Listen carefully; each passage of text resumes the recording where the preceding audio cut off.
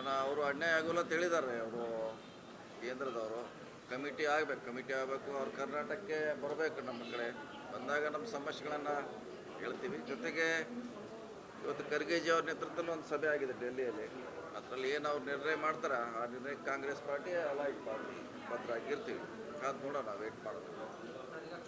ಕಾಂಗ್ರೆಸ್ನಲ್ಲಿ ಸಿದ್ದರಾಮಯ್ಯ ಆಪ್ತರನ್ನೇ ಟಾರ್ಗೆಟ್ ಮಾಡ್ತಾ ಇದ್ದಾರೆ ಅಂತ ಚರ್ಚೆ ಆಗ್ತಾ ಇದೆ. ರಾಜಣ್ಣ ಆಯಿತು, ನಜೀರ್ ಅಹಮದ್ ಆಯಿತು, ಅಬ್ದುಲ್ ಜಬ್ಬಾರ್ ಆಯಿತು, ಈಗ ಜಮೀರ್ ಅಹಮದ್ ಮೇಲೆ ಕ್ರಮ ಆಗಬೇಕು ಅನ್ನೋ ಒತ್ತಡ ಇರ್ತಾ ಇದ್ದಾರೆ. ನೋಡೋಣ, ನಾವು ನಾಳೆ ಸಾಯಂಕಾಲ ಅಧ್ಯಕ್ಷರು ಭೇಟಿ ಆಗ್ತೀವಿ. ಭೇಟಿಯಾಗಿ ಚರ್ಚೆ ಮಾಡ್ತಿದ್ರ ಬಗ್ಗೆ. ಯಾಕಂದ್ರೆ ತಪ್ಪು ಸಂದೇಶ ಹೋಗಬಾರ್ದು.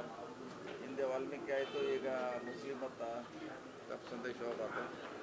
ಅಧ್ಯಕ್ಷ ನಾಳೆ ಖುದ್ದಾಗಿ ಭೇಟಿ ಆಗ್ತೀವಿ. ಅಧ್ಯಕ್ಷ ಡಿ ಕೆ ಶಿವಕುಮಾರ್ ಭೇಟಿಯಾಗಿ ಚರ್ಚೆ ಮಾಡ್ತೀವಿ.